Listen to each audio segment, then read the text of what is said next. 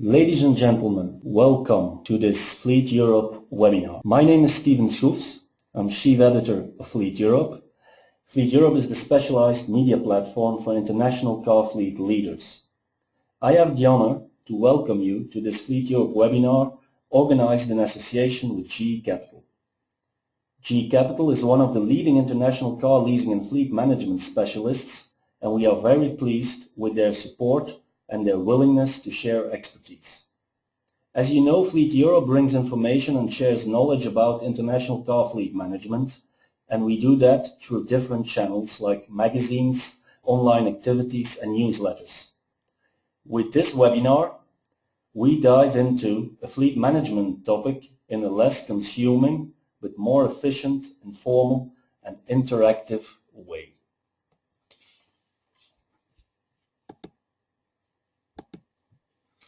The information shared today within this Fleet Europe webinar is subject to disclaimers which can be viewed in detail via the recording of this session, which will be shared afterwards on our website fleeteurope.com. The theme of the webinar is Trends in Today's Car Fleet Management. It's an interesting theme for a first webinar of the year.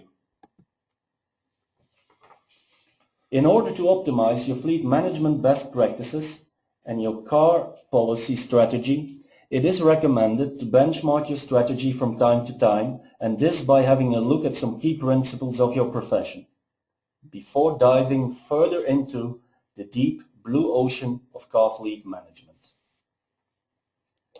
Making mistakes in life, in business, is quite normal. Detecting them, admitting them, and learning from them is a way of intelligence. This is no different in car fleet management. So today we will have a look at trends in fleet management based on the key results of the first ever industry-wide survey on car fleet policy. And the survey was conducted by the end of last year by GE Capital. The Car Policy Survey report explores the common challenges and opportunities facing fleet professionals, with its findings based on an online survey completed by around 80 companies that collectively manage in excess of 150,000 vehicles. In total, today's webinar will take 45 minutes. The webinar is divided into three main parts. After my introduction, Mr. Lutz Hansen, lead buyer fleet management at Bayer Healthcare, will give insight in several key trends from the 2013-2014 Car Policy Survey. And he will explain how those key trends have impacted the fleet management at Bayer. Afterwards, Mr. Alex Barbreau, European Account and Consultancy Director at GE Capital, will take us into the future by reflecting on the possible impact of two main trends in our business. We will end this webinar with a short Q&A session. As a participant, you are free to send your questions for the expert speakers by using the chat function of this webinar tool. Please indicate to which expert speaker the question is addressed. From Bayer, Lutz, the screen is yours. Thank you, Stephen, for the warm introduction. Everybody on the line, I'm very pleased that I can comment on the very helpful survey performed by GE. Also, thank you, therefore, to all the GE Capital Services colleagues to conduct this survey. I'll focus today on some of the trends that we see in the car policy, and basically the first one is going to be driver behavior.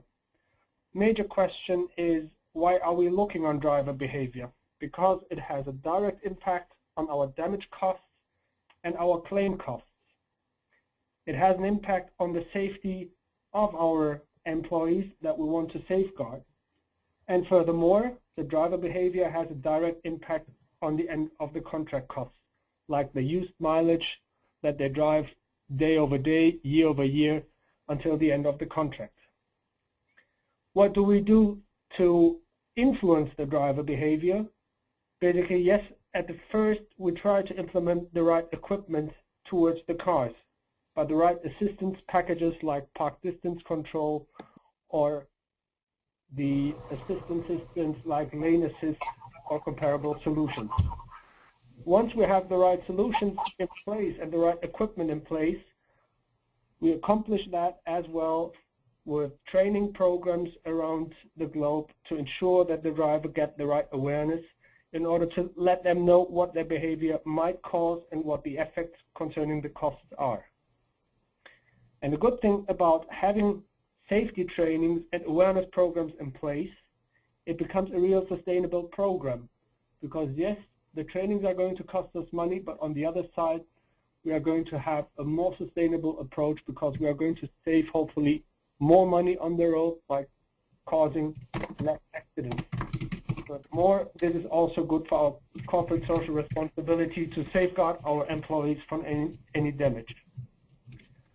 The last point, the end of contract costs. There's quite a lot that we might have on the roads, but having the wrong leasing contract on the road or not using the contract in the right way is going to cost us quite a lot of money. So therefore, we are trying to measure the real mileage of the drivers as soon as possible.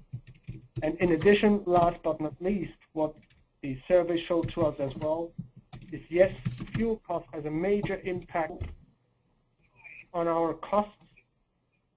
So therefore, we need the behavior of the people measured as soon as possible to safeguard our fuel costs in the right manner. That leads me to the next point. How do we measure driver behavior? So Stephen, the next slide, please. How do we measure fuel consumption or the driver behavior, at least as a starting point? Because the real behavior on the real car on the road is rather difficult, so we try to use a fuel card solution wherever possible, either through the leasing companies, from the fuel card companies, or last but not least, if that is not going to be feasible, we try to use credit cards and get as much information as possible. So really to see how are the cars used month over month in a global reporting logic, to see the driver behavior at least on the mileage and the fuel consumption. And this will lead to us the relevant information about expenses, the right fuel that we have online, and the mileage of the cars that are driven to safeguard ourselves in the right direction.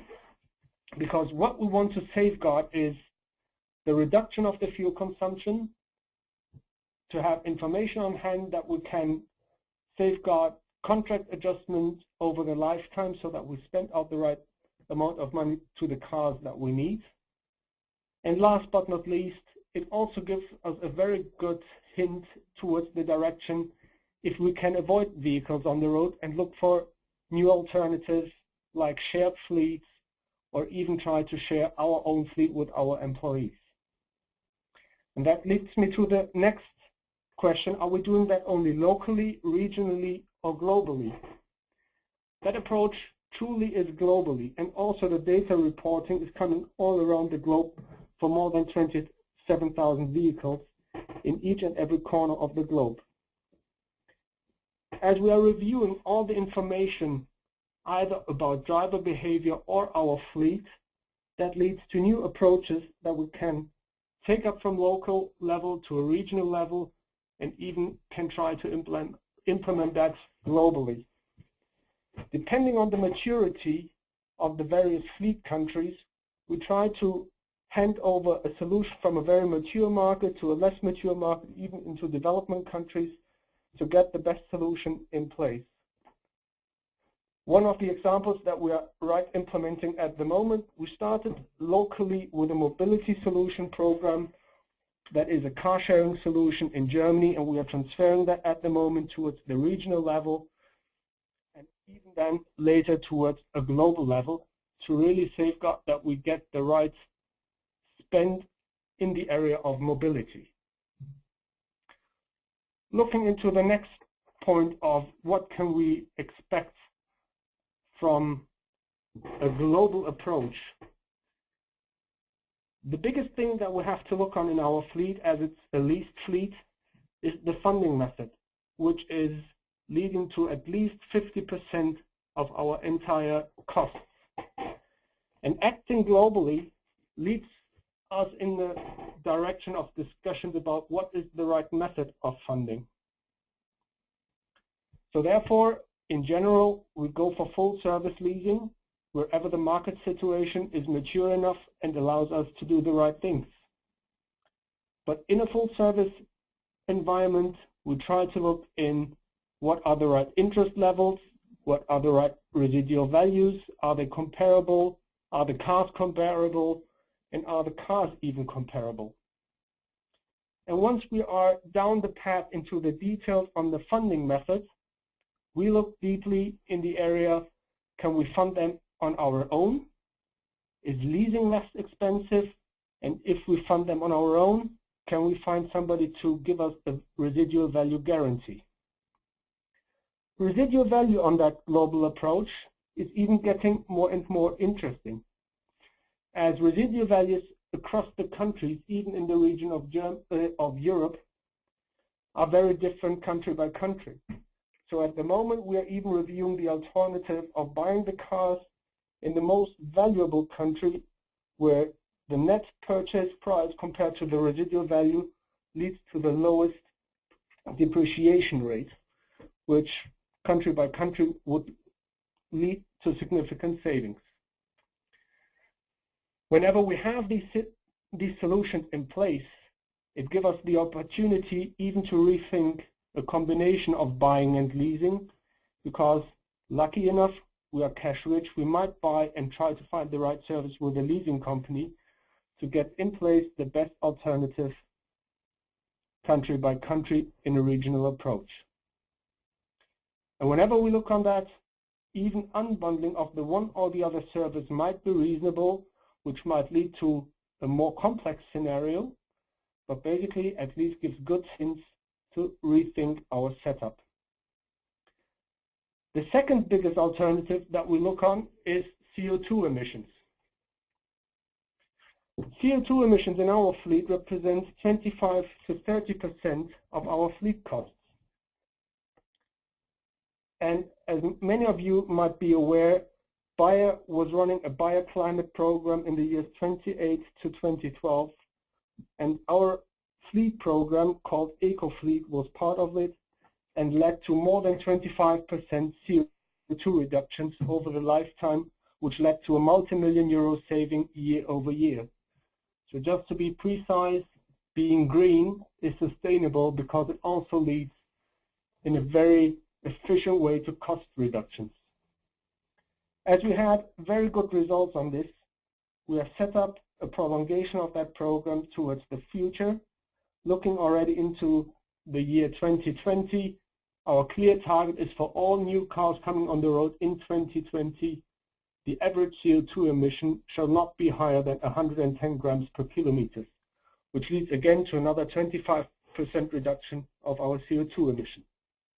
And again, as we enlarge the bioclimate program towards a biosustainability approach, this is going to be part of the biosustainability program as well.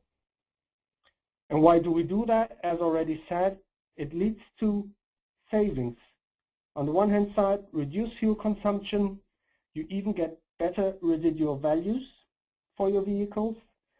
And a very interesting topic, which quite often is not really on the desk of everybody's mind, is taxation. Because using the right cars might lead to very interesting savings on the taxation side of your company whenever you look into the details country by country.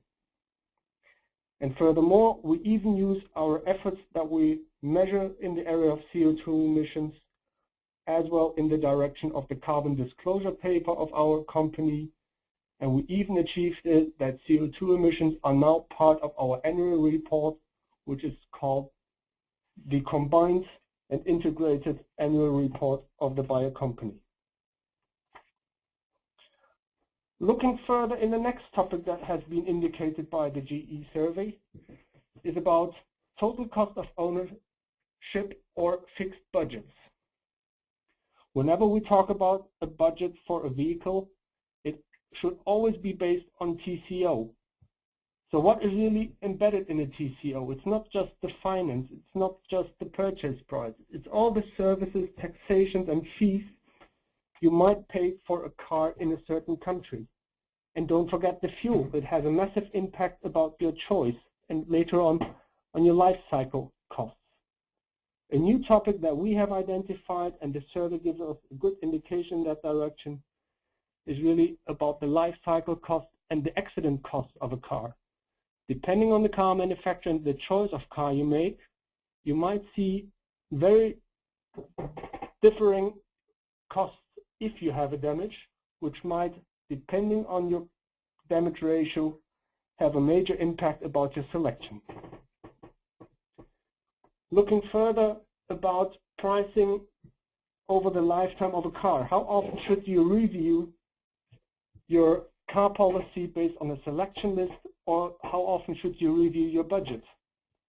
There are solutions in place where you can look on that on an annual basis, but be aware you might pay a risk premium for that. On the other hand side, how often can you do, or can your organization pass a review of your budget or your selection list?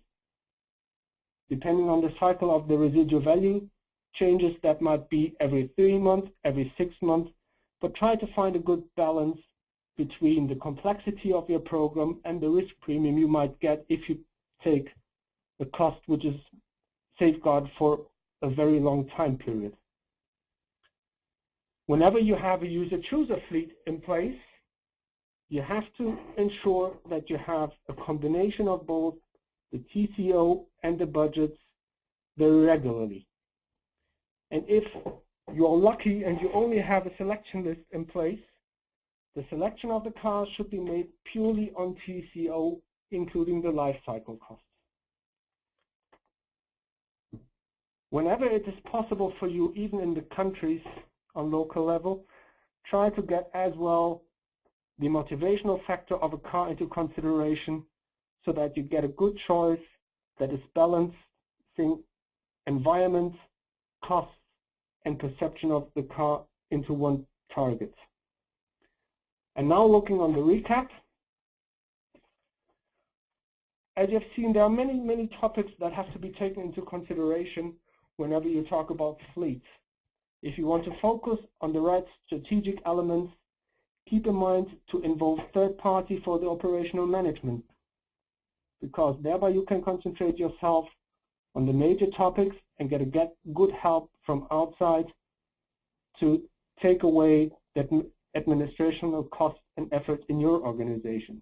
To start a global approach, you have to ensure, and even from the regions down to local level, so that an implementation is safeguarded and can be a success for you and your company. Don't try to reinvent the wheel too often. There are many good alternatives and solutions out in the regions which can be adopted and transferred to other regions. We are all aware that our Earth and thereby the environment is a very needed and definitely safeguarding object. So CO2 is going to remain a major topic on our agenda and hopefully on everybody else's as well. The safety of our driver has been important. It's getting more and more important as we have seen some traffic issues even in the private day. So we are really bringing the awareness to each and every employee around the globe. And one of the last advice I want to get is be open-minded to adopt the different approaches which are popping up at the moment very recently with new mobility solutions, trying to adapt your fleet to the new needs coming up. And therefore, keep your eyes open, review the market circumstances where you operate in, and then try to implement the best that fits your needs, country by country, and whenever try to convince other countries with the new approaches to get a better solution for you and your fleet and your company. So with these final words, I already would like to hand back to Stephen. Thank you, Lutz. Thank you very much for your expertise and your comments. It was really interesting how you have explained the link between the main fleet management trends of the survey and your policy at Bayer.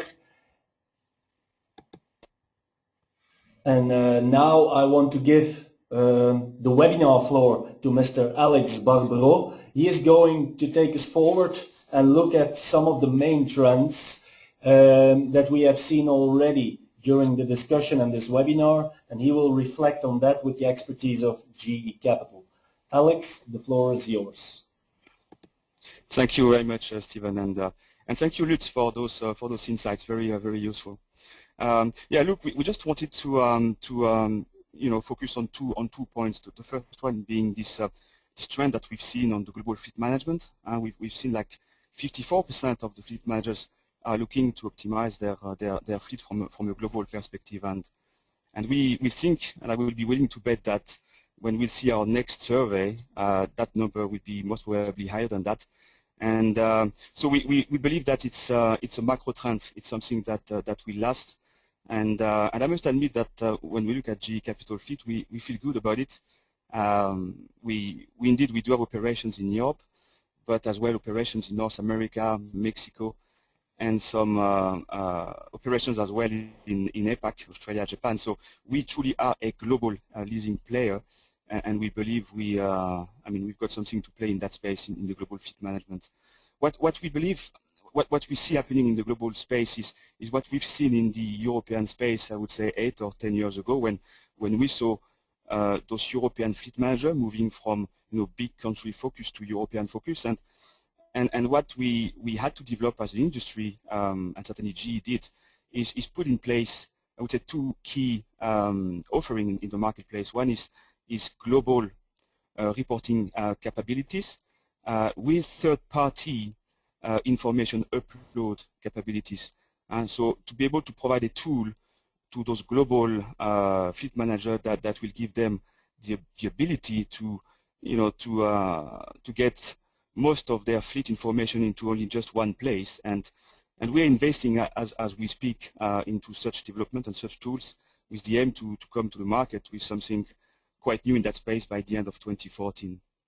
And then the next piece is, data is good. It's important to have as good data as possible, as consolidated as possible, but the next key things in our view is to provide some support to our global fleet manager in terms of cost out advice, not only in Europe, not only in the USA as we can do today, but as well in APAC. And in that perspective, we at GE, we do invest a lot in hiring consultants as we speak in those regions as well. So global fleet management is going to be exactly what we've seen in the European space, and will, in my view, leasing companies going to need to support those global fleet manager in terms of bringing tools to consolidate information and bringing kind of brain power to help them making decisions on this global scale. So if you can go maybe now to the next slide, Stephen. So the other topic we just wanted to reflect on a little bit is the TCO and fuel management.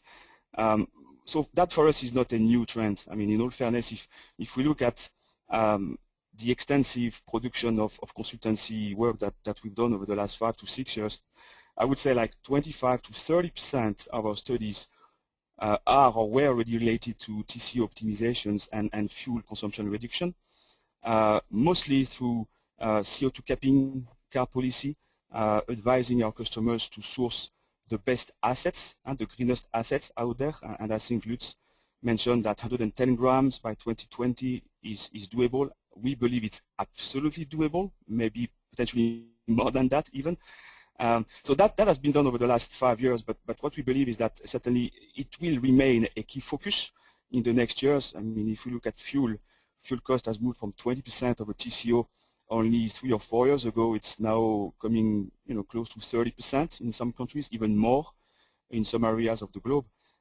So what we believe is that we will need to, as an industry, we'll continue to optimize car policies, making sure that we source the best and greenest asset out there.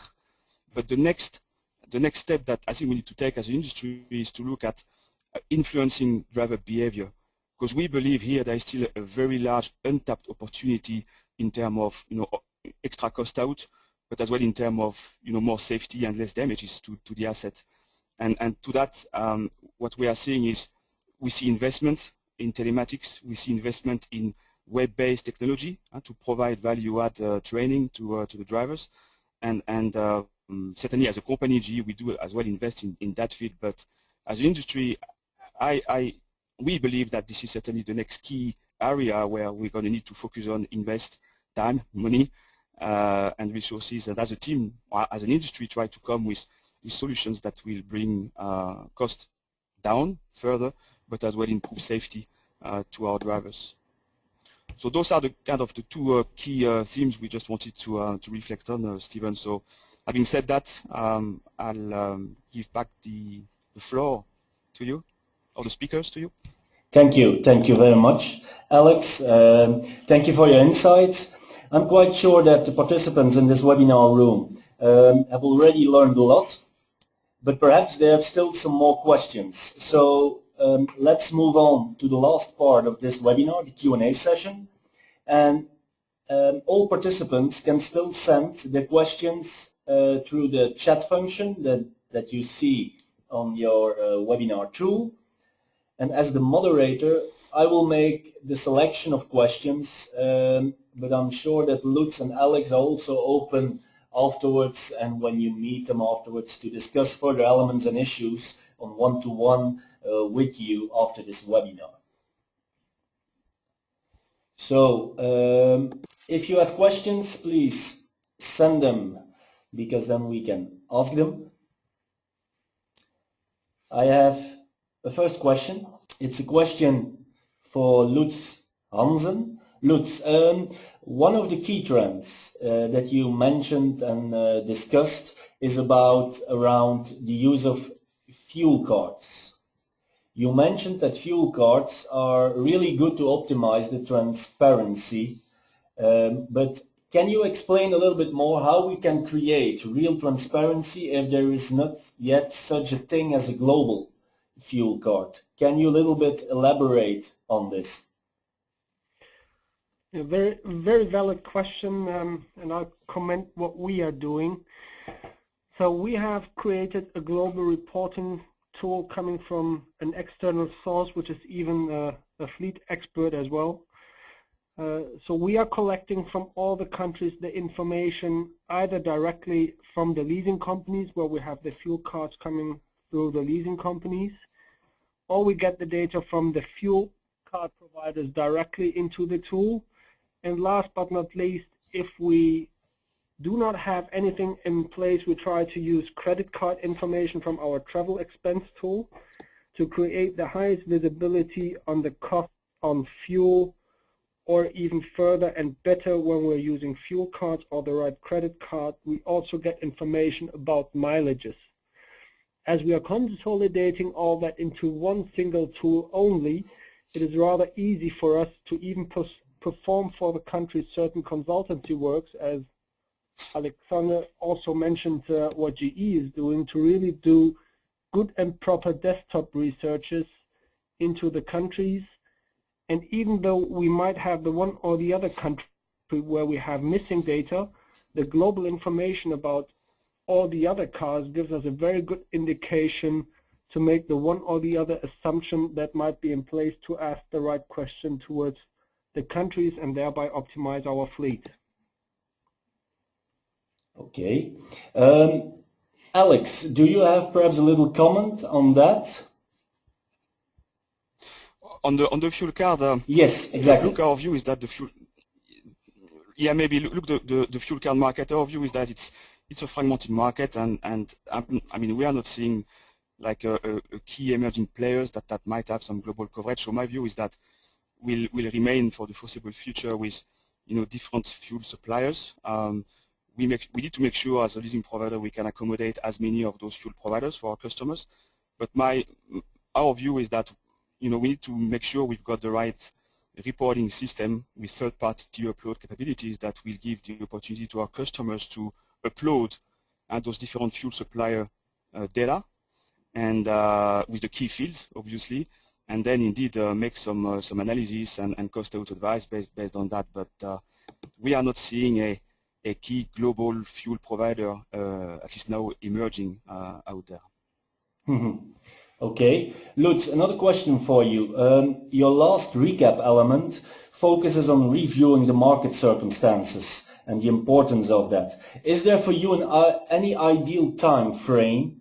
How many times a year, or I don't know, what is somehow the sequence that you have to keep in mind when reviewing the market circumstances for your fleet management?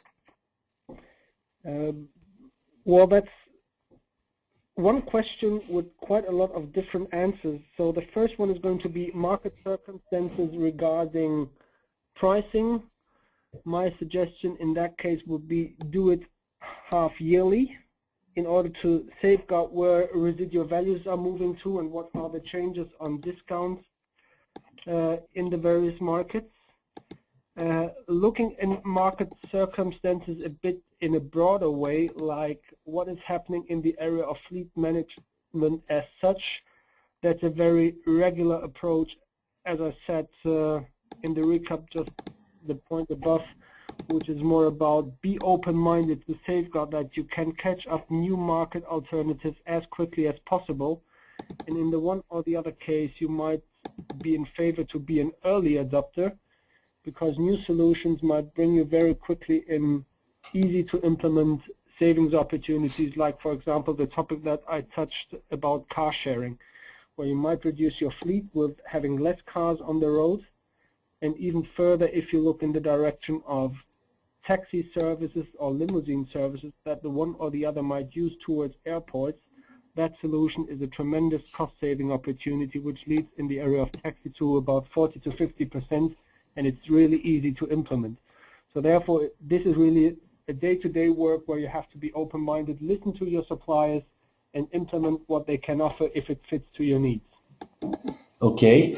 Another question for Lutz. It's about fuel, monitoring fuel. Lutz, the question is, do you have a global solution in place for monitoring fuel? As said, yes, we have our global reporting tool for everything related to our fleet. And we are getting the data about the fuel costs already now from around the globe of all the vehicles. In more than 75%, we even get the information about the mileage through either fuel cards or manual data reporting from the countries. And what we are starting now is, even as we have not just the expenses on the fuel, we also ask more and more for the fuel type, which is coming by the car already, which is a valid point and is implemented. But we start to review that as well, especially in the direction of consumption, to make this next step from what kind of equipment have we delivered to our employees and how do they behave now, and are they behaving in the car as we would expect them to behave. Okay.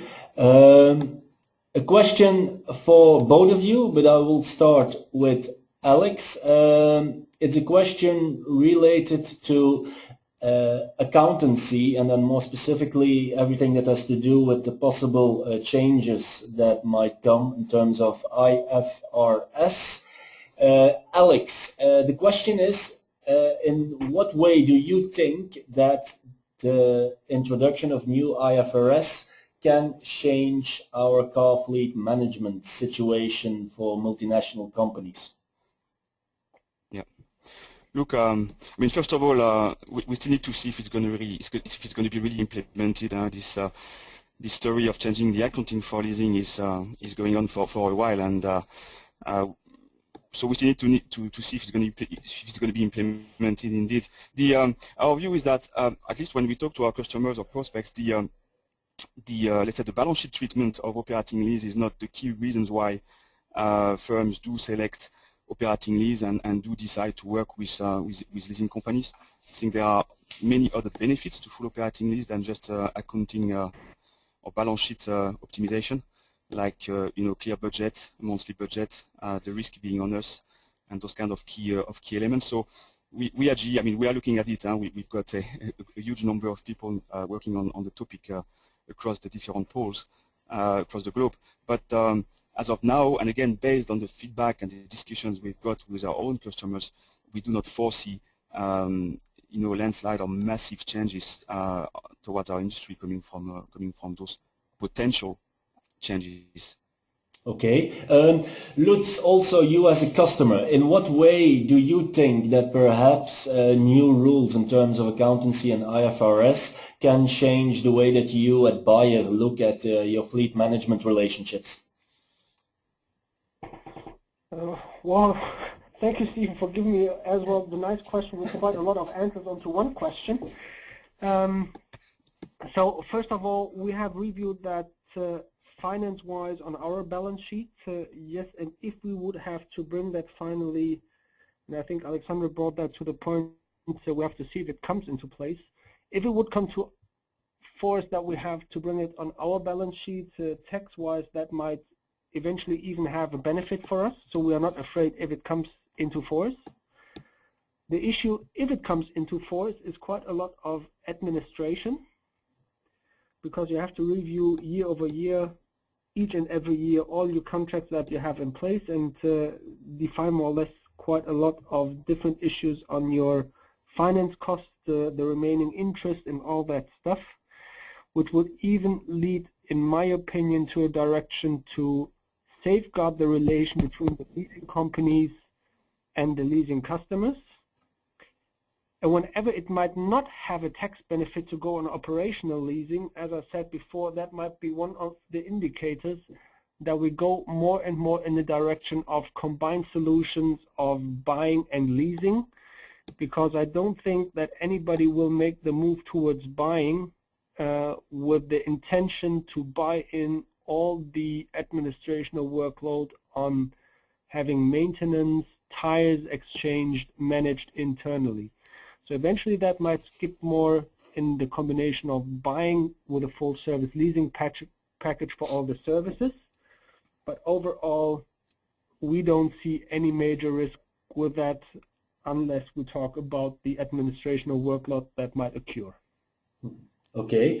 There are quite some questions in terms of new powertrains. So first of all, a question for Alexander.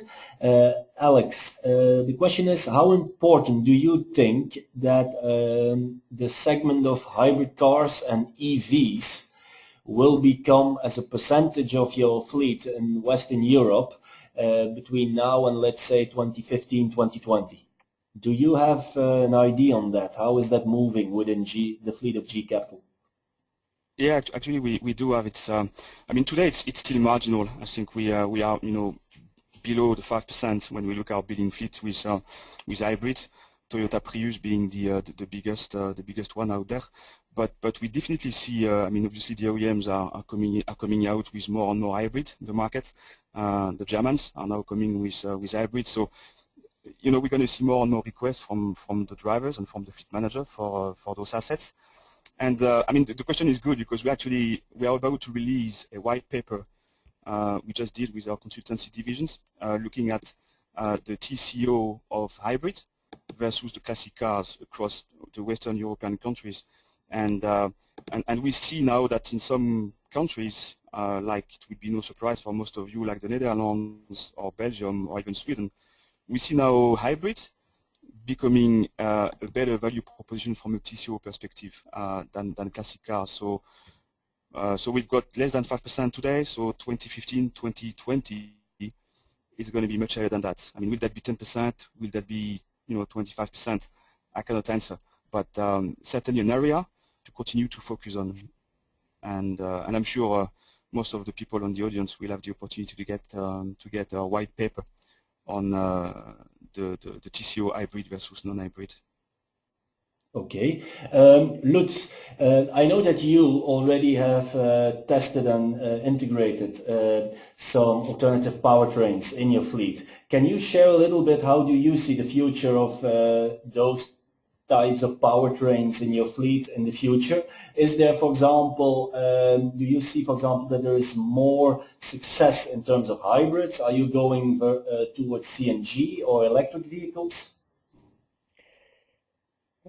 So basically, and all the discussions I've seen in the market are all going more in the direction about what is really your fleet profile and how do you use the cars. And that's the most important question that has to be answered before you enter in any solution. At the moment, at least, looking onto EVs, that's a very sensible and reasonable alternative if you have a fleet that runs regularly in an optimum 6 to 7 days a week with around 60 to 80 kilometers a day. Thereby you get the right amount of kilometers on the cars to have even a positive impact on your TCOs. At least that's the latest version I've seen here for the German market, which might differ slightly country by country. So it's a clear indication that, for example, postal fleets should be in favor of such a solution because of their fleet profile. Unfortunately for us, we only have very limited alternatives and fleet profiles who are comparable to that. So only in really urban situations where we might have the one or the other car, we are going to look in that solution. Looking more in the area of hybrids, and we have that in place, especially in Japan, where we are nearly 100% on hybrids already. That is a reasonable solution wherever you have a real stop-and-go traffic, the risk of quite a lot of traffic jams, where you can use the recuperation of energy to reduce your fuel consumption.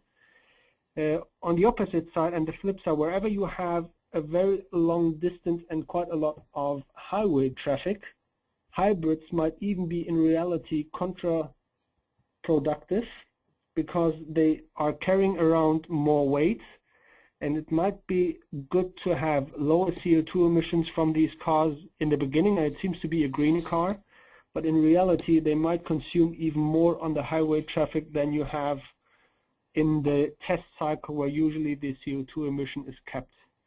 In addition, and basically now you mentioned CNG, and if we look now in the area of the Euro 6 norms in Europe, about the entire exhaust that might come from a car, it is really a question how far or how much effort does a car manufacturer have to introduce into a car to make a diesel engine Euro 6 norm-wise acceptable for the market. So we see more and more car manufacturers coming back to CNG with more and more solutions, and basically I can only tell you the feedback that we have received so far from everybody who's driving the CNG.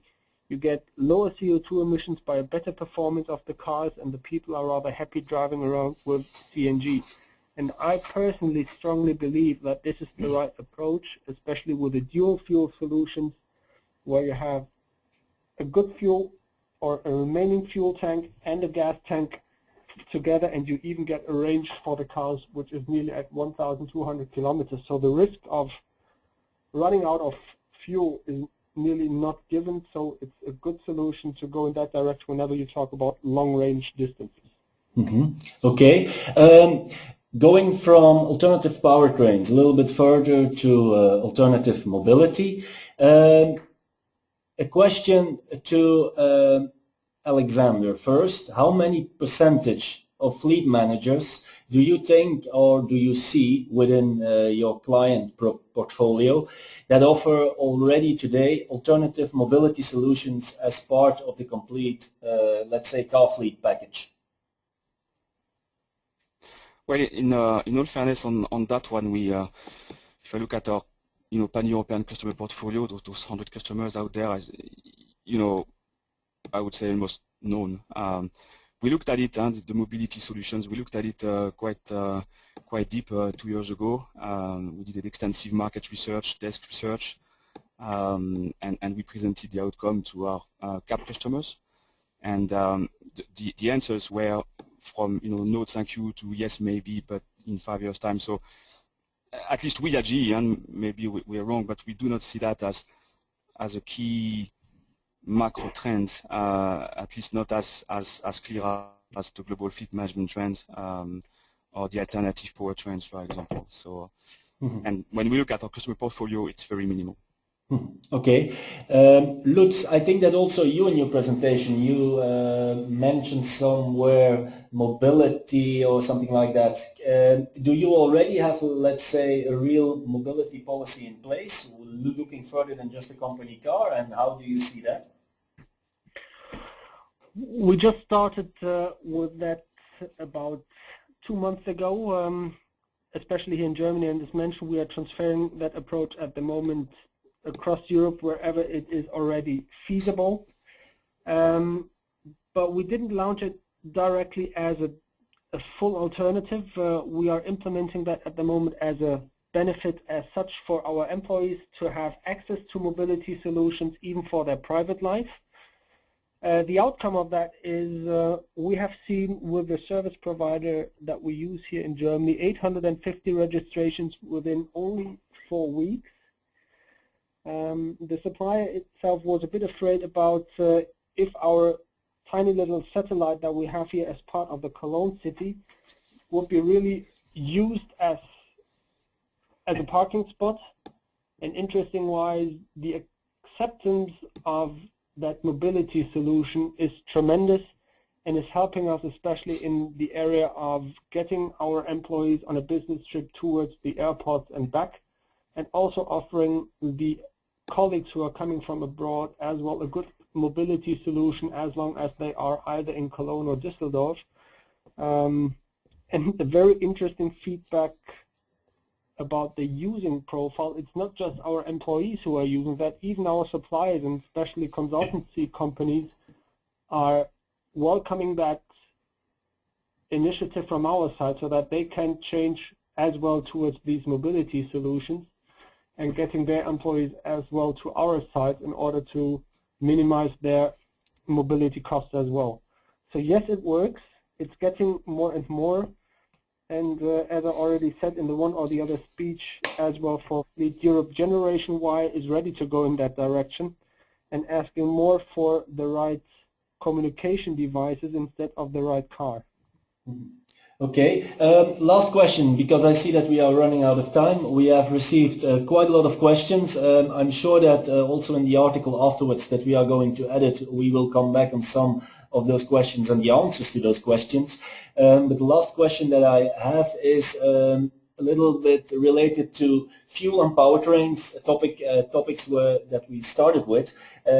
We have received quite some questions about, first of all, Alex, do you see a shift already in your fleet where going from diesel cars to petrol cars, knowing that diesel prices are getting higher and higher if we look on an international level, and perhaps petrol is becoming more and more interesting also in terms of car fleets? We see a shift. It's not a massive shift. Indeed, the petrol engines are becoming more and more efficient. But if you look at the latest C segment or D segment out there in diesel, I mean those are as well very efficient from a CO2 perspective. So by and large, car fleet are still largely composed of let's say diesel cars, certainly for the high mileage. Where we see petrol cars coming in slightly more than before is on the low mileage kind of executive segment, but in the kind of the C segment, the Golf or the 308 segment or the 3 Series segment. Mm-hmm. I mean, we see cars at 85 grams or 100 grams, 105 grams. So we see actually more and more customers really looking at their CO2 capping and not afraid anymore of putting cap, or at least their vision, where they want to be in 3 or 4 years' time, below 100 grams on the full being fleet, which means that they start for some job bands around 85 grams or 90 grams today. Okay, and Lutz, do you see in your fleet, for example, do you allow, for example, more and more petrol cars in your fleet, and do you see that people are also looking for them? Basically, what I can comment, we are pretty much TCO driven. The technique behind that is just depending on the CO2 cap, as Alex said. So whenever we get the right technique to the right cost below our CO2 ceilings, we take everything that is suitable. And basically the thing that we see coming up is really the CNG alternative, which is getting a very interesting alternative if you drive enough mileage. But for short mileage, we see the one or the other petrol car coming up, but not yet as a major trend. Okay, that's clear. Thank you very much. I think that we had a really interesting Q&A session. I want to thank, of course, Lutz Hansen from Bayer and Alex Barbero from GE Capital for their expertise and their time. This is the end of this Fleet Europe webinar. Just to tell you that we will have the recorded version of the webinar online next week.